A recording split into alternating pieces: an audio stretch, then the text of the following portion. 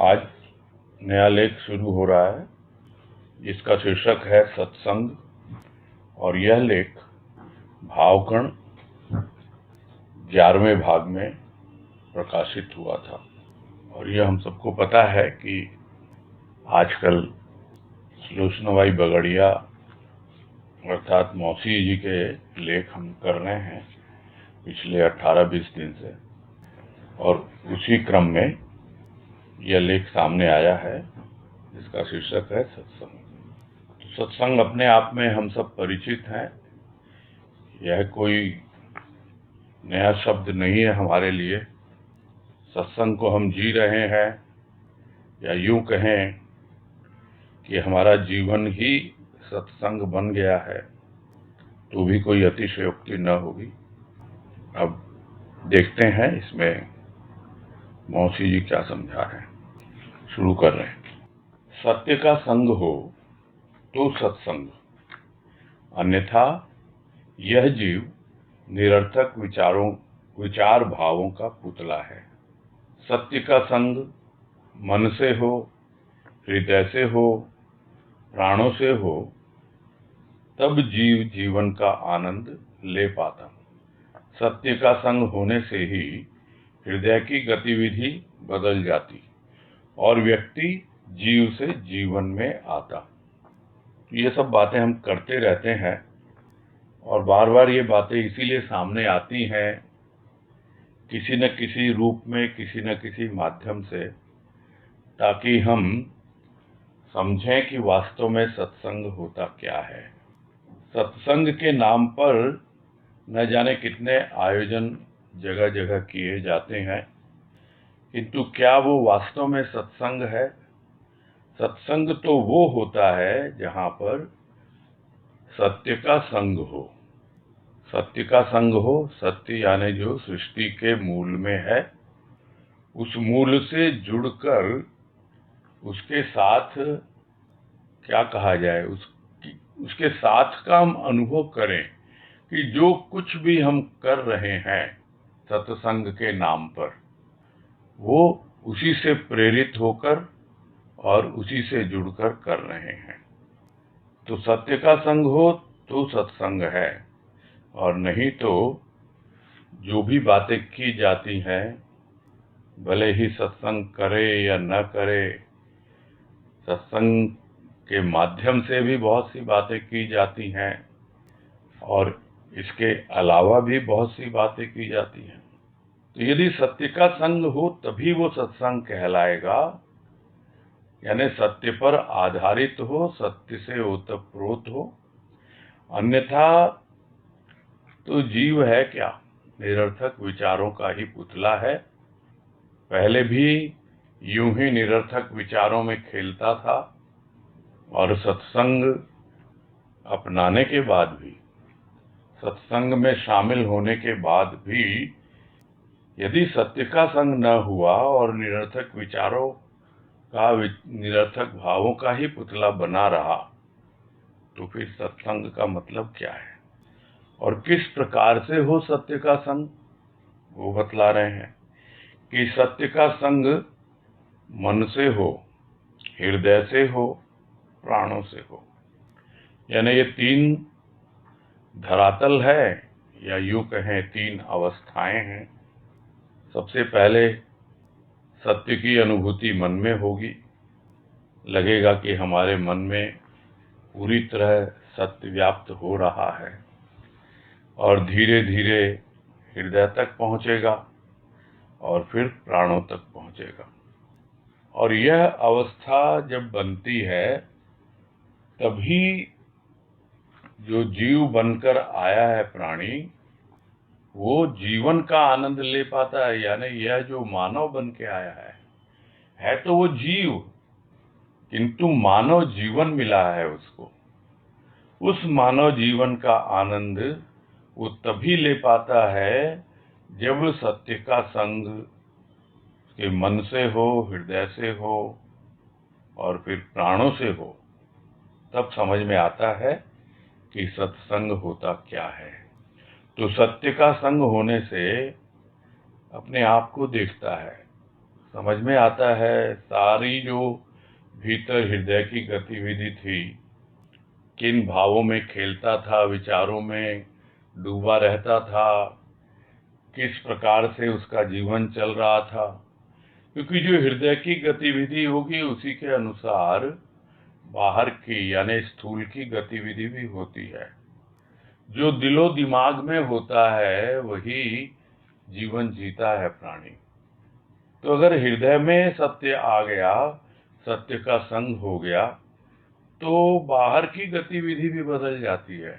हृदय की गतिविधि तो बदलती ही बदलती है और तब उसे अनुभव होता है कि मैं था तो जीव, कहने को मानव था, मुझे मानव जीवन मिला तो था, किंतु मैं जीव भाव में ही जी रहा था।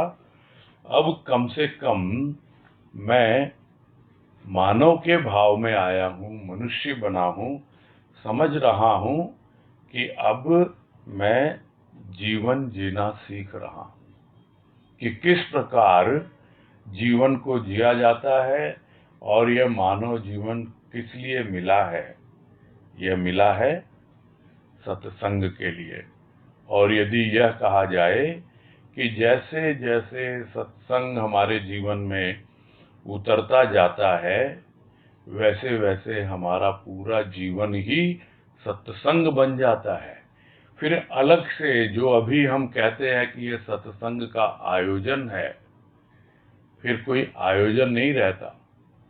पूरा दिन, पूरा जीवन सत्संग का ही रूप बन जाता है। तब व्यक्ति जीव से जीवन में आता है, यानी उसके जीवन में सत्संग शामिल हो जाता है। आगे कह रहे हैं, जीवन शब्द ही बतलाता है कि जीव न। अब तू जीव नहीं है, जीव तो था ही जब तक कि आहार, निद्रा, भय, मैथुन, तामसिक विकार आदि में ही लगा हुआ था। किंतु सत्य के संपर्क ने कुछ नए भाव दिए, विचार दिए, जिसे पाकर भावना ने करवट बदली और जीव से जीवन के रूप में आया। तो जीवन शब्द ही बताता है, जीव न, यानी तू जीव नहीं है। तो किसने बतलाया यह? सत्संग ने बतलाया। सत्संग में किसने बतलाया? सतगुरु ने बतलाया कि हमें जो नहीं था पता, तूने दिया वो बता। भजन की पंक्ति है ये कि हमें जो नहीं था पता, तूने दिया वो बता। तू जीव नहीं, तुझको जीवन मिला है। शिव भाव अब तो जगा। तो शिव भाव जगा, वो और आगे आएगा, सत्संग करते करते आएगा। अभी कम से कम मानव तो बन कि ये मानव जीवन है ये तुम्हारा। तू जीव नहीं है, जीवन है तुझे, मानव का जीवन मिला है। तो जीव तो तू तभी तक था जब अन्य जीवों की तरह, पशु पक्षियों की तरह तू आहार, निद्रा, भय, मैथुन में ही लिप्त था। सभी योनियों में है, आहार खाने के लिए, निद्रा सोने के लिए, भय, भयभीत, डर, मैथुन अपनी गृहस्थी चलाने के लिए। पशुओं की भी अपनी गृहस्थी है, पक्षियों की भी अपनी गृहस्थी है। तो यही करता रहा, जीव भाव में ही जीता रहा। पशु पक्षी से ज्यादा अपने आप को कुछ समझ ही नहीं पाया। था तो मानव, मिला था मानव जीवन, किंतु जीव बना रहा, जीवन को न समझ पाया। और रहा सहा सब तरह के तामसिक विचार थे जो तमोगुण से ही प्रेरित थे, और उन्हीं विचारों में, उन्हीं विकारों में, उन्हीं से प्रेरित होकर के उन्हीं में लिप्त हुआ था। सोचता भी तो कैसे कैसे आगे बढ़ता।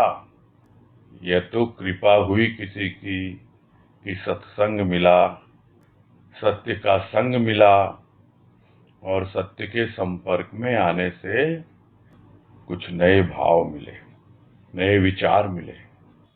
और धीरे धीरे जो हृदय है, मन है, उसका एक रूप बदलने लगा। यानी जो भी उसके भाव विचार थे, जो भावना थी, उसने एक नया रूप लिया। करवट बदली का मतलब जैसे नींद में था और अब करवट बदली, तो यह जो एक करवट बदली, तो हम देखते हैं जैसे बहुत बार हम नींद में होते हैं और करवट बदलते हैं तो हमें समझ में आ जाता है कि अरे तू तो नींद में है, और जैसे ही करवट बदलता है आंखें खुल जाती हैं। तो सत्य के संपर्क में आकर कुछ नए भाव विचार ऐसे आए कि आंखें ही खुल गई, और भावना ने करवट ऐसी बदली कि अब अपना मानव जीवन, उसका मूल्य समझने लग गया कि अब वो जीव से जीवन के रूप में आया, यानी अपना मूल्य समझने लग गया, मानव जीवन का महत्व समझने लग गया। आगे कह रहे हैं, जीवन जिसमें गति थी प्रभु प्रेम की, कली थी भक्ति की, प्रकाश था ज्ञान का, भूमि थी श्रद्धा की, स्तर था विश्वास का।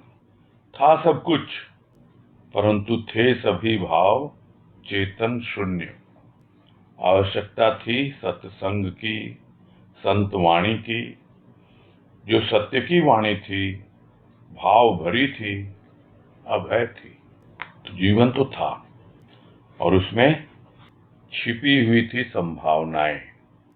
संभावनाएं तो बहुत थी, किंतु वैसी भावना नहीं थी। और जब तक भावना न बने प्राणी की, तब तक संभावना होते हुए भी कुछ नहीं हो पाता। थी तो सही उसके भीतर प्रभु के प्रेम की गति भी थी, वो प्रभु का प्रेम पाकर जो उसका जीवन गिरा गिरा सा है, पड़ा पड़ा सा है, सुस्त है, लड़खड़ा रहा है, उस जीवन में एक गति आती है जब वो प्रभु का प्रेम पाता है। भक्ति भी थी, किंतु अभी कली के रूप में ही थी, या वो भी न थी, समझ ही नहीं पा रहा था। विकसित करना है इस हृदय की कली को प्रभु के प्रेम के द्वारा, और जैसे जैसे कली विकसित होती है तो अपने आप ही प्रभु के प्रेम की गति बढ़ती है। जैसे फूल खिलता है तो एक गतिशीलता आती है कली के अंदर, और वो अपनी सौरभ को प्रकट करती है। ये तो रूप बना भक्ति का। फिर प्रकाश था ज्ञान का, उसकी ओर तो ध्यान ही नहीं दिया, ज्ञान की ओर तो ध्यान ही नहीं दिया। ठीक है, आधार था, जिस तरह आधार देती है भूमि सबको, वैसे ही आधार था श्रद्धा का। और जैसे जैसे श्रद्धा बलवती होती चली जाए, यानी आधार ऊपर उठता चला जाए, उसका धरातल बढ़ता चला जाए, यानी स्तर ऊंचा, तब विश्वास बढ़ने लगता है। और वो विश्वास का स्तर बढ़ता चला जाता है। जो पहले भी विश्वास शीर्षक जो लेख उसमें बतलाया मौसी जी ने, कि जब वो प्राणों तक पहुंच जाता है वो विश्वास, तो फिर कुछ बाकी रह नहीं जाता है। तो वो स्तर था, तो सब कुछ, किंतु सब सोए हुए थे, जड़वत थे सब, कोई हलचल नहीं थी, चेतना थी ही नहीं किसी में भी। तो क्या आवश्यकता थी वहां पर? जिस तरह सोए हुए को जगाने की आवश्यकता है, उसको झकझोरने की आवश्यकता है। तो हिलता है डुलता है, बहुत बार नहीं उठता है, किंतु जब जोर से झकझोर दिया जाता है तो फिर भी शायद उठ जाए, और फिर भी ना उठे तो थोड़े से पानी के छींटे डाल दिए जाए। तो यही करता है संत, पहले हिलाता डुलाता है, फिर भी नहीं उठता, फिर जोर से झकझोरता है अपनी वाणी के द्वारा, फिर भी नहीं उठता, तब थोड़े से भाव के छींटे मारता है, तब थोड़ा सा उसको होश आता है। तो यह सत्संग की आवश्यकता थी, संतवाणी की आवश्यकता थी। और वो जब मिली तब पता लगा कि इस जीवन में अब गति आई, प्रभु के प्रेम से परिचय मिला। धीरे धीरे हृदय की कली खिलने लगी, भक्ति बढ़ने लगी, ज्ञान का भी थोड़ा थोड़ा प्रकाश आने लगा और श्रद्धा का धरातल भी ऊंचा होने लगा, विश्वास दृढ़ होने लगा। तो इस तरह परिवर्तन पाता है सत्संग के द्वारा, इस तरह परिवर्तन पाता है संत की वाणी के द्वारा, जो प्रेम और भाव से भरी हुई है और अभय दान करती है। कैसे करती है? क्योंकि भाव आते ही अभाव दूर होता है और अभाव ही भय का जनक है। जो बातें कई बार गुरुदेव की वाणी के संदर्भ में आ चुकी हैं, जो वाणी बड़ी प्रसिद्ध वाणी और कम से कम मेरे मुख से तो कितनी ही बार आप लोगों ने सुनी होगी, क्योंकि कुछ एक वाणी गुरुदेव की ऐसी हैं जो हर समय काम आती है और यह वाणी वैसी ही है, पूरे जीवन की गाथा है इस वाणी में। और वो जीवन जो अवधि है वर्षों की, वो नहीं, एक दिन का जीवन भी, हम एक क्षण का एक जीवन भी इस वाणी के आधार पर देख सकते हैं। और वो वाणी फिर से याद आ गई, शेयर करते हैं आप लोगों के साथ। इसमें कहा गुरुदेव ने, भाव अभाव स्वभाव प्रभाव, भाव से भव, अभाव से भय, प्रभाव से निर्भय, स्वभाव से अभय। तो यह जो यहाँ अभय लिखा है, यह तो अल्टीमेट है, जो सत्संग हमें अल्टीमेटली फाइनली कहाँ पहुंचाएगी? स्वभाव तक, स्व के भाव तक, यानी अभय पद प्रदान करेगी हमको। किंतु अभी हमारी क्या अवस्था है? अभी अभाव में जीते हैं, इसलिए भयभीत होकर जीते हैं। जब कभी भय आए, समझ लेना चाहिए अभाव आ चुका है, और यह अभाव ही भय को लेके आता है कि आज तो बड़े स्वस्थ हैं, बहुत अच्छा है, कल को कुछ हो गया तो बस वो भय आ गया। स्वास्थ्य का अभाव ही उस भय को लेके आ गया। और भाव तो जैसा भाव होगा वैसा ही भव यानी संसार होगा। और जब तक भाव के प्रभाव में रहेगा तो निर्भय रहेगा कि भाव का प्रभाव है तो अभाव नहीं है, अभाव नहीं है तो निर्भय है। तो यही बात यहाँ समझा रहे हैं कि वो जो भाव भरी वाणी, संत की वाणी, सत्य की वाणी, वो जब आती है तो अभय हो जाता है प्राणी। अभय हो या न हो, कम से कम निर्भय तो हो ही जाता है। निर्भय में भय का आने का द्वार फिर भी खुला रहता है। भय आ सकता है, किंतु अभय पद प्राप्त करने के बाद, यानी स्वभाव तक पहुंच जाने के बाद फिर भय नहीं आएगा।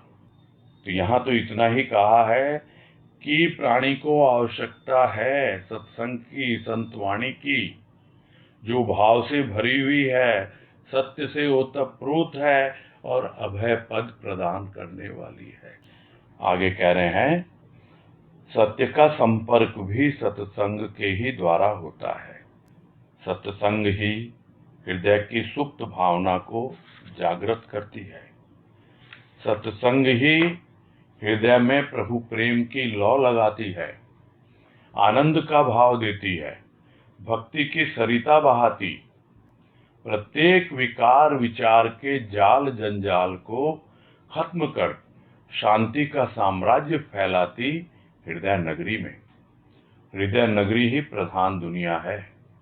जैसे भाव विचार हृदय नगरी में होते, वैसा ही उसे बाहर का संसार दिखाई देता। हृदय में शांति है तो बाहर कोलाहल होते हुए भी शांत भाव ही नजर आता। हृदय में प्रभु का भाव है तो सर्वत्र प्रभु मैं ही दिखाई देता। तो सत्य का संपर्क कोई समझे डायरेक्टली हो जाएगा अपने आप, वो नहीं संभव है, होता नहीं है। उसके लिए सत्संग चाहिए, सद्गुरु की कृपा चाहिए, और अपनी कृपा तो सबसे पहले चाहिए। जब तक ये सब बातें नहीं होती, जिस तरह बोलते हैं कोई ऐसा मुहूर्त निकले जहां पर ये ग्रह नक्षत्र भी हो और फला फला ऐसा हो, ये सब ज्योतिष वाले बताते हैं। तो ये एक आध्यात्मिकता का ऐसा सूत्र है कि सत्संग तो है, किंतु संपर्क होना है सत्य से। तो कैसे हो? सद्गुरु की वाणी, उसमें भाव, उसकी कृपा का अनुभव हमें हो, और वो तभी होगा जब हम अपने ऊपर कृपा करेंगे कि हाँ भाई, हमें सत्संग से क्या चाहिए। तेरी कृपा बोल के लेख भी हुआ था 2-1 दिन पहले, उसमें भी खूब अच्छी तरह से समझा दिया गया कि वास्तव में कृपा करती क्या है, क्या होती है कृपा। तो अपनी कृपा और उसकी कृपा, मिल गया संत, मिल गया सत्संग। अब यहाँ तो सत्संग की महिमा है, और सभी कहेंगे हम तो सत्संग करते हैं।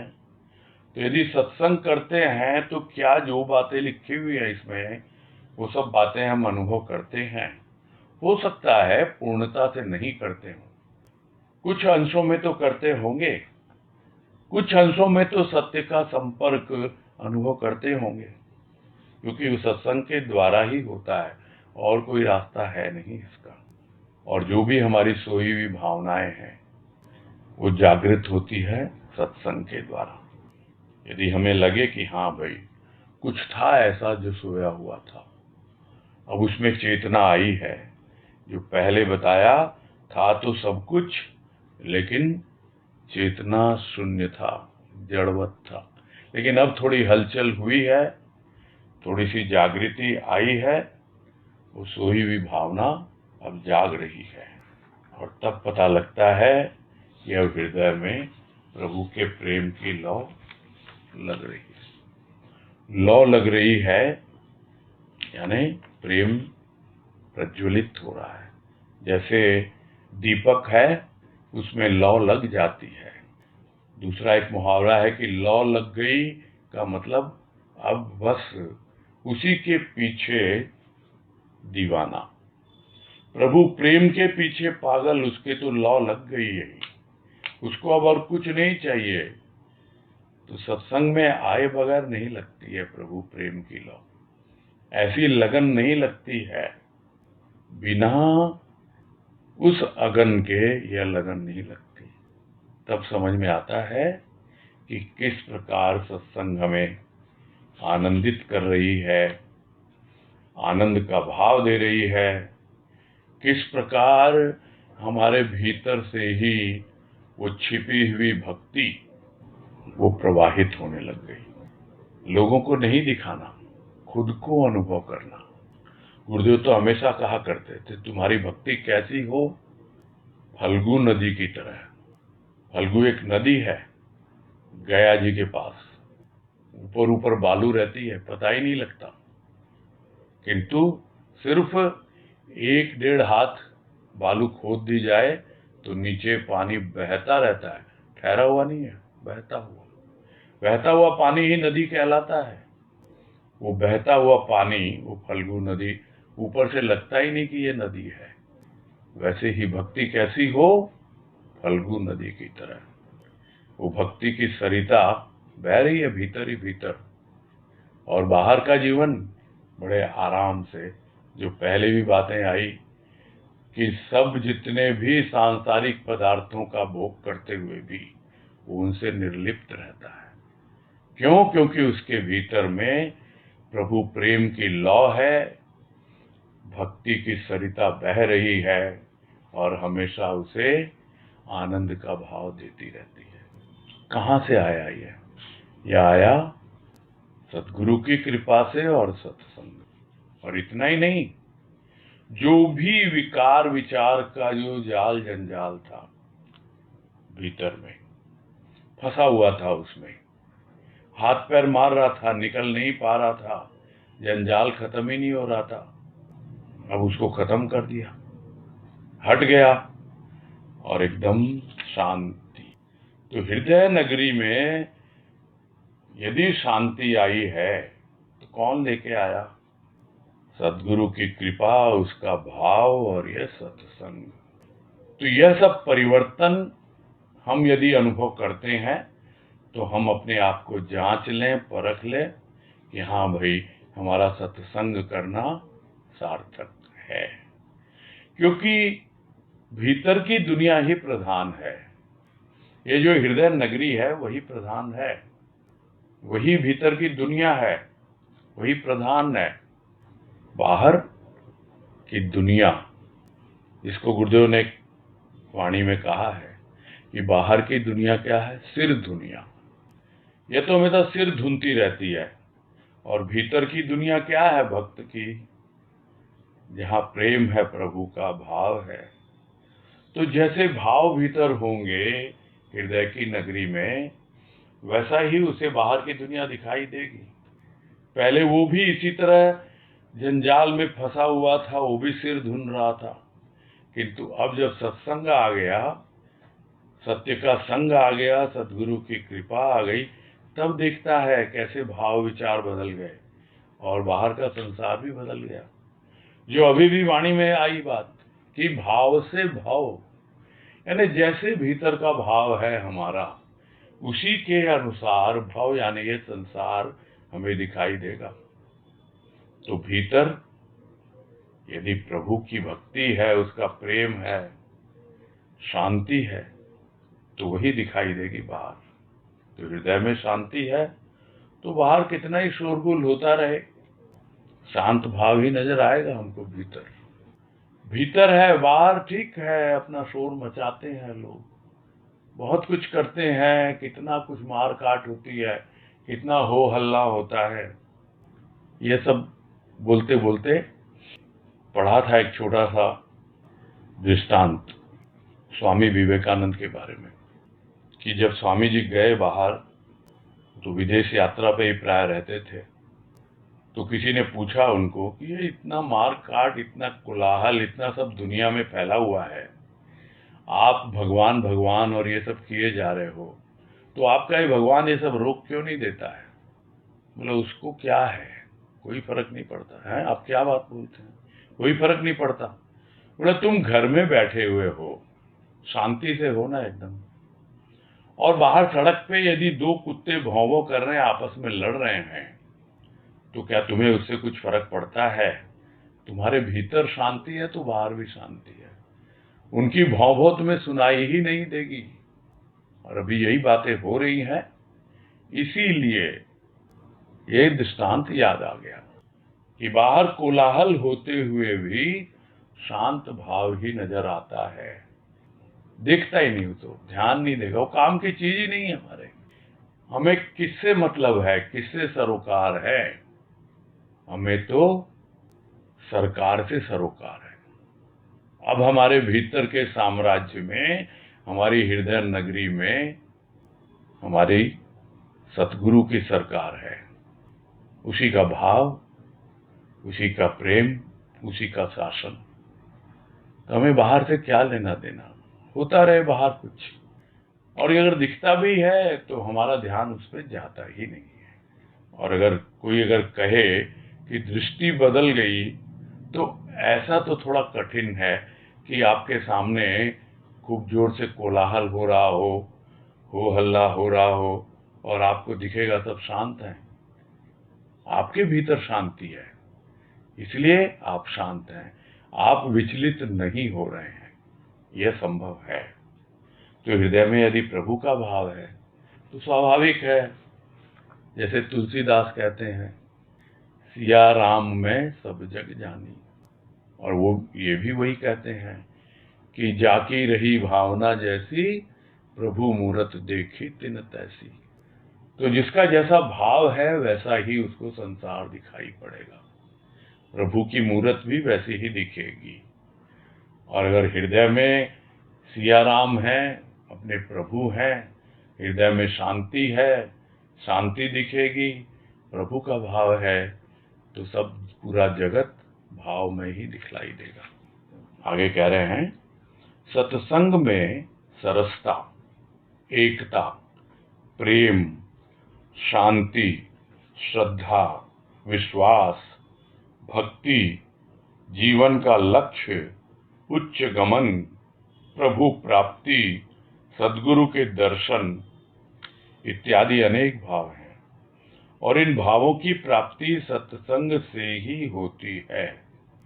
अनेक प्रकार के गुण भाव मनुष्य देखता है, फिर भी उनको ग्रहण करने में असमर्थ पाता है स्वयं को, क्योंकि भीतर ग्रहण करने की क्षमता नहीं।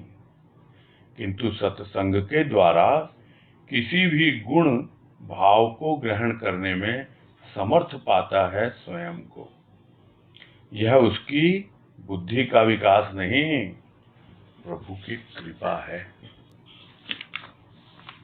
तो इतना कुछ यहाँ बतला दिया गया कि ये तो ऐसा लगता है कि ये सत्संग नहीं है, ये तो एक बहुत बड़ा मॉल है, और इस मॉल में कोई आ जाए और उतनी पूंजी उसके पास हो और सब कुछ ले जाए तो वो तो माला माल हो जाए।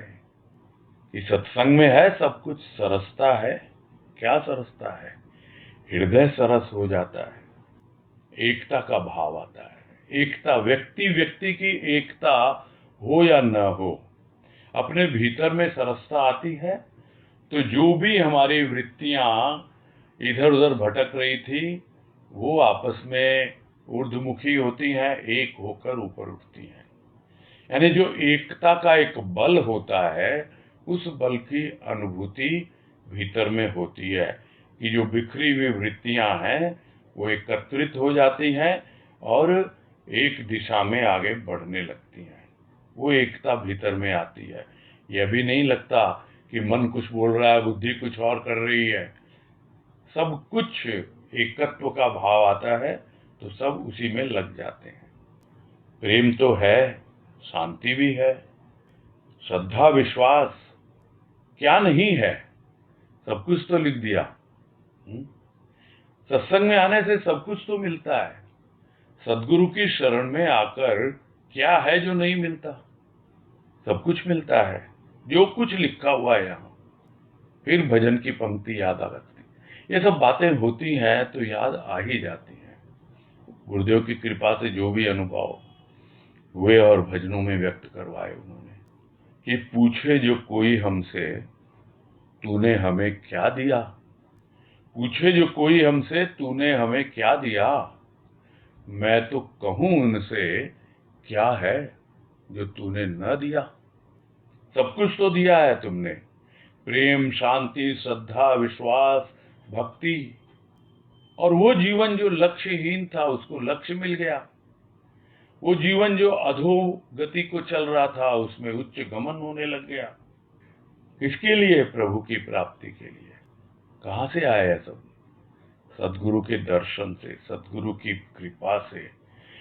नहीं, इस तरह की अनेक चीजें अनुभव में आने लगती हैं जिन सब से कोई परिचय ही नहीं था पहले। तो ये अनेक भाव हैं और इन सब भावों की प्राप्ति सिर्फ और सिर्फ सत्संग से ही होती है।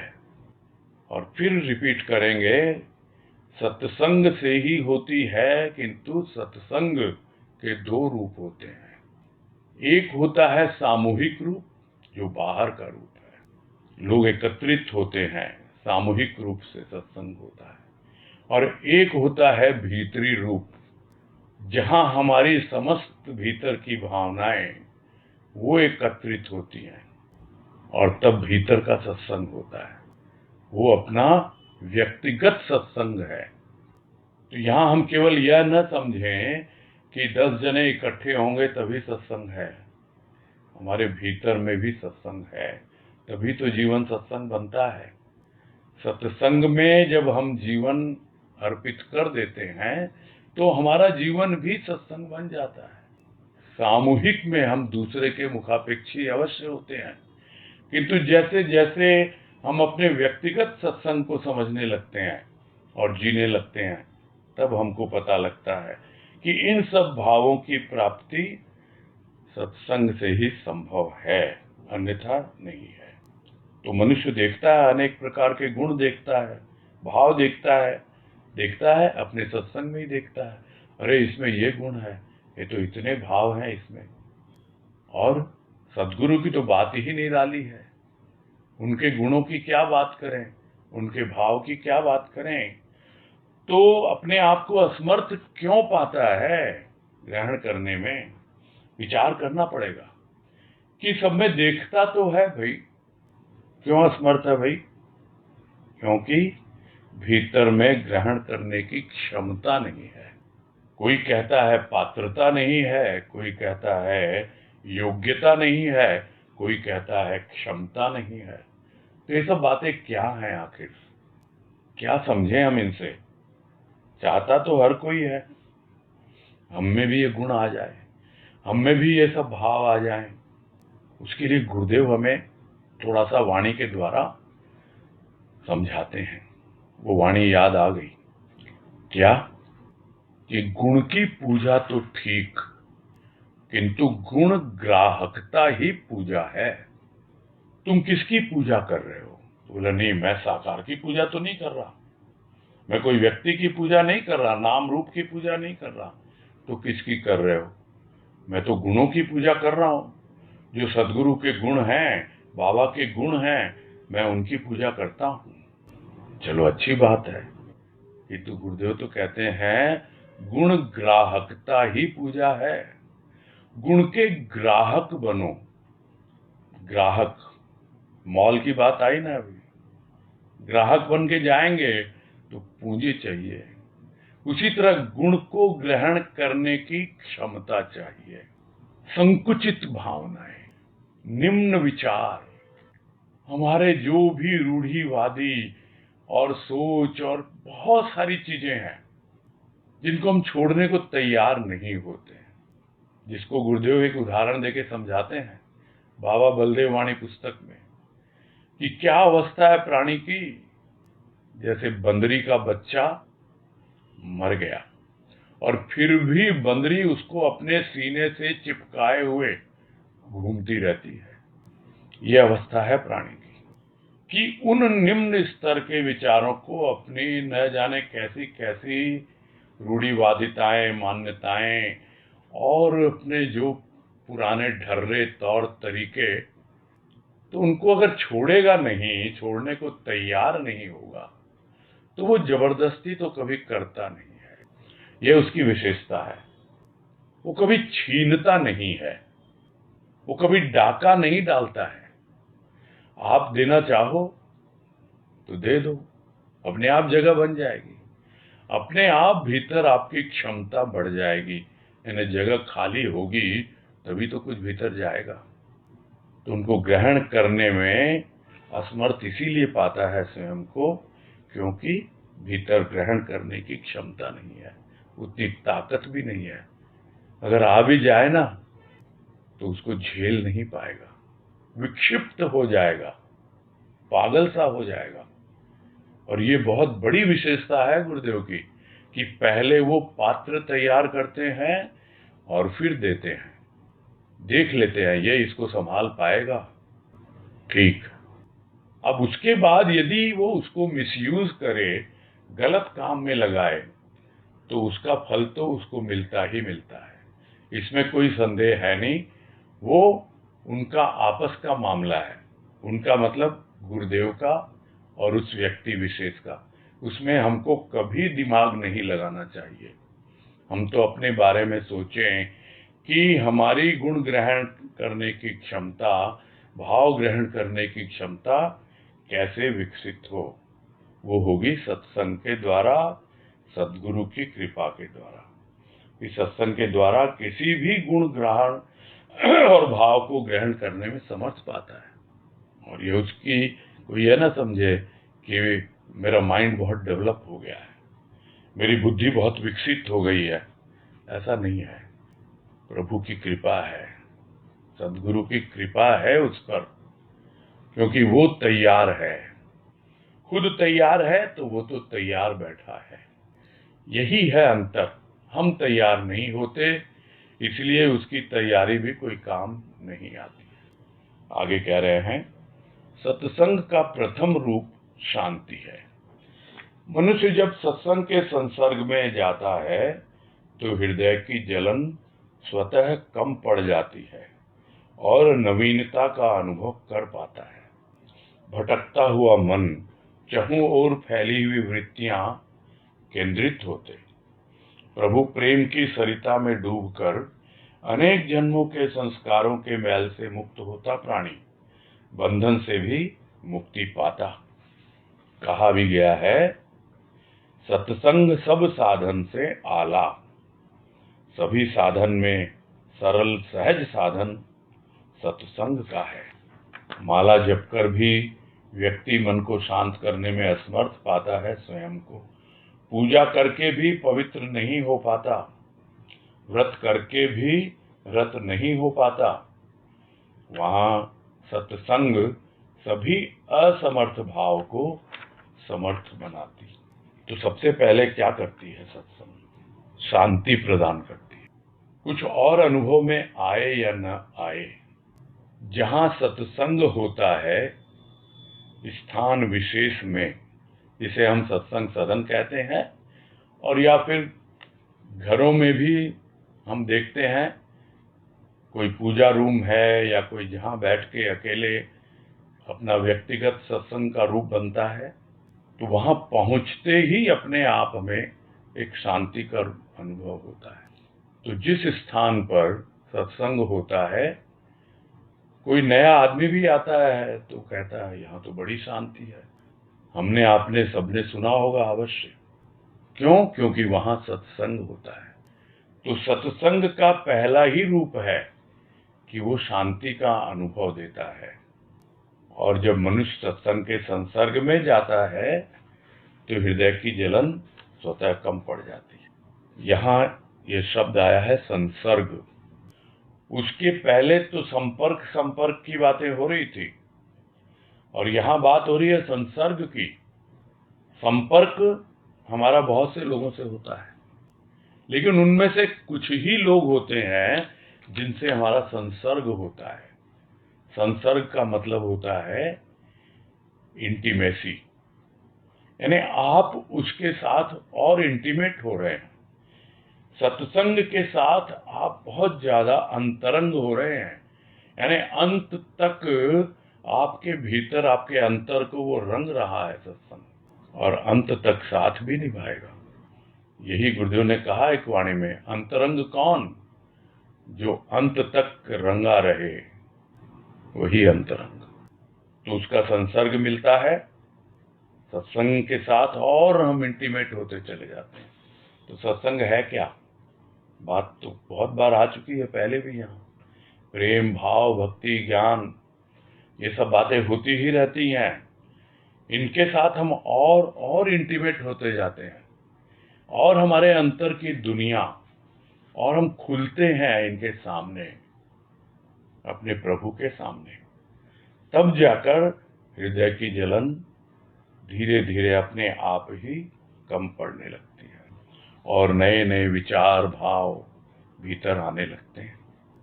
और जो मन पहले भटकता रहता था, जो वृत्तियां इधर उधर फैली हुई थी, जो थोड़ी देर पहले भी बात आई कि उनमें एकत्व का भाव आता है, वो वृत्तियां केंद्रित होती हैं। अभी वो फैली हुई हैं। केंद्रित यानी केंद्र पर आना। केंद्र एक बिंदु है, पॉइंट है।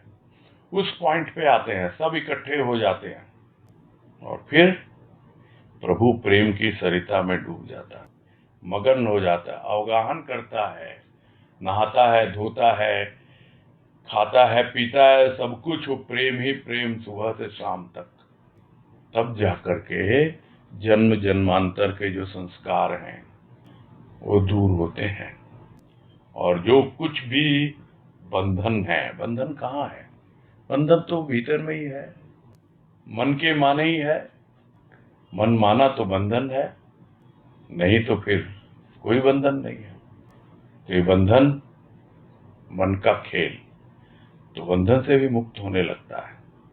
तो इसीलिए कहते हैं सब लोग क्या कि सत्संग सब साधन से आला।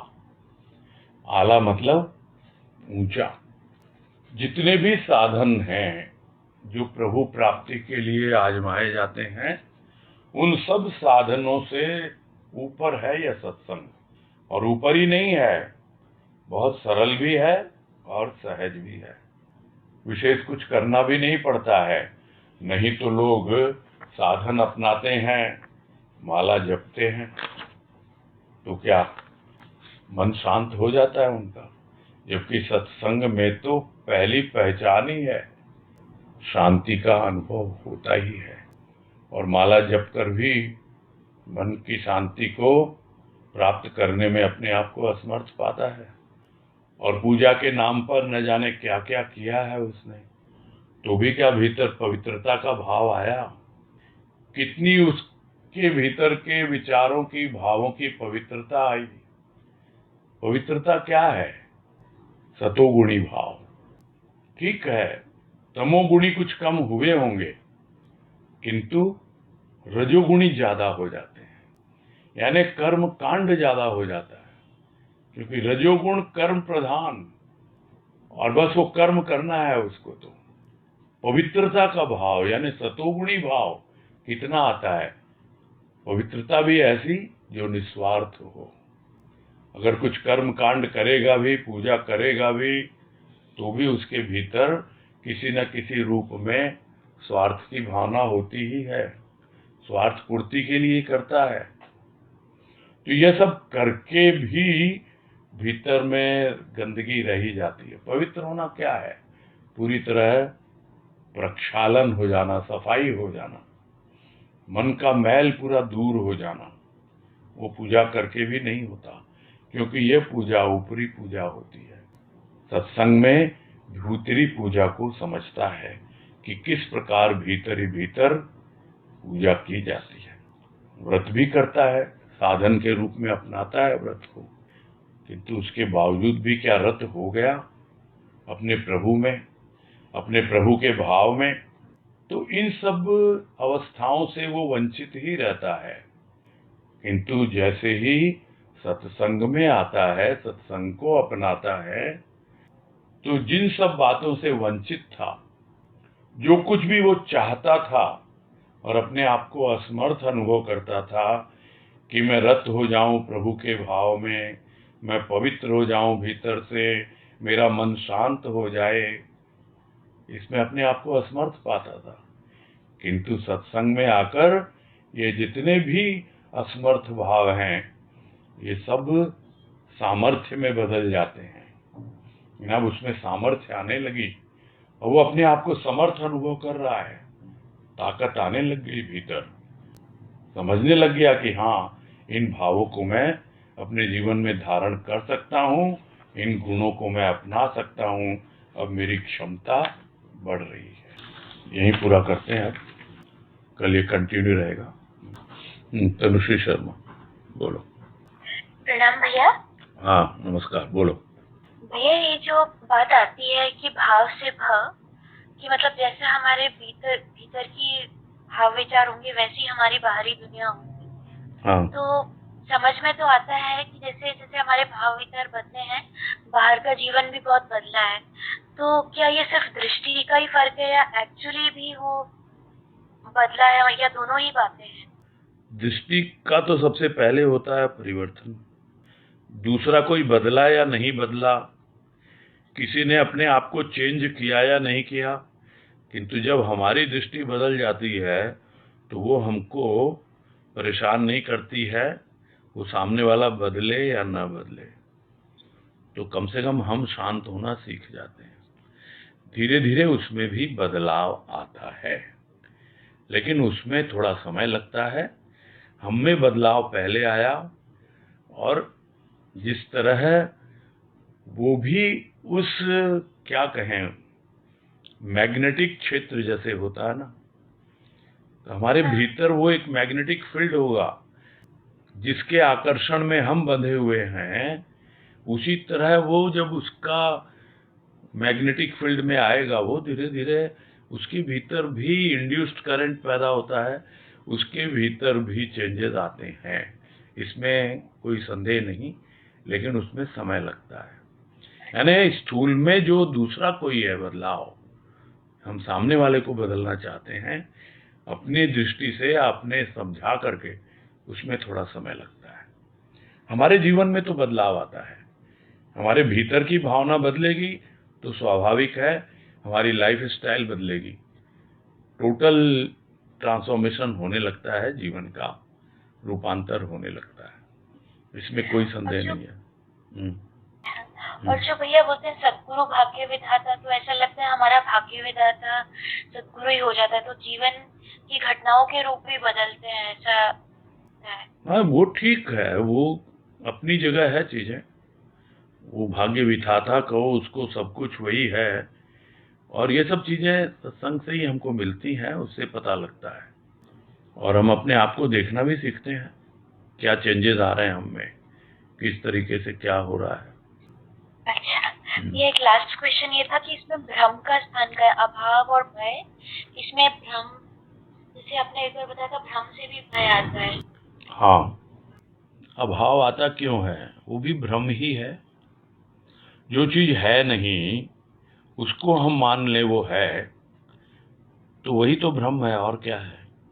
जो भ्रम के लिए बतलाया जाता है, जो उदाहरण प्राय दिया जाता है कि भ्रम है क्या, तो हमारे जो पूर्वज हो गए, ऋषि मुनि वगैरह, उन्होंने बतलाया कि रज्जू में सर्प का भ्रम, यानी है वो रज्जू यानी रस्सी, मोटी रस्सी है, और आप उसको सांप समझ बैठे हो। वो कब होता है, जब आपको ठीक से दिखता नहीं है, क्योंकि आपके भीतर पहले ही भय है, और इसलिए भ्रम आ गया, और भ्रम आ गया तो भय को और बढ़ा गया। तो इस तरह अभाव आया, भ्रम लेके आया, और हम भयभीत हुए तो हम और भ्रमित हुए, और भ्रमित हुए तो अभाव और ज्यादा विकराल हो गया। हाँ भैया, बिल्कुल। हाँ, ये चलता रहता है। हाँ, हाँ भैया, स्पष्ट हुआ। हाँ, ठीक है। हाँ, हरिओम। हाँ, सबिता डोकानिया। हरिओम भैया, प्रणाम। हाँ, हरिओम, नमस्कार, बोलिए। आपने एक जगह कहा था कि वो पहले पात्र बनाते हैं, फिर देते हैं। हाँ, तो एक घर में अगर 4 लोग हैं और 2 लोग कम लगे हुए हैं, चाहे वो ऐसे लगे हुए हैं लेकिन जैसे प्रॉपर बैठ के या वैसे नहीं करते हैं सत्संग, वो बच्चे हो या बड़े हो, तो क्या उनका भी पात्र बनता है क्या? वो अभी भी बात हुई ना, उनपे भी प्रभाव तो पड़ता ही है, उनमें भी परिवर्तन तो आता ही है, थोड़ा आता है। जो सब बातें भी हुई कि आपके भीतर एक मैग्नेटिक फील्ड हो गया, उसका जो एक ऑरा होता है, उसका प्रभाव तो पड़ता ही है बाहर। वो आप अपना भीतर देखो, दूसरे पे प्रभाव पड़ेगा उसका, लेकिन अगर आप उसके साथ में कुछ दूसरे जैसे वो अपने ही बच्चे हैं या अपने, पड़ता है, उन पर प्रभाव पड़ता है, लेकिन आप जब जबरदस्ती करने लगते हो तो थोड़ी प्रॉब्लम होती है। अच्छा, अगर उनको समझ में आए, धीरे धीरे उनमें भी परिवर्तन आता है, उनका भी ट्रांसफॉर्मेशन होता है, ऐसा नहीं है। अच्छा, ठीक है भैया, प्रणाम। हाँ, हरिओम। ठीक है, फिर समय हो गया, पूरा कर।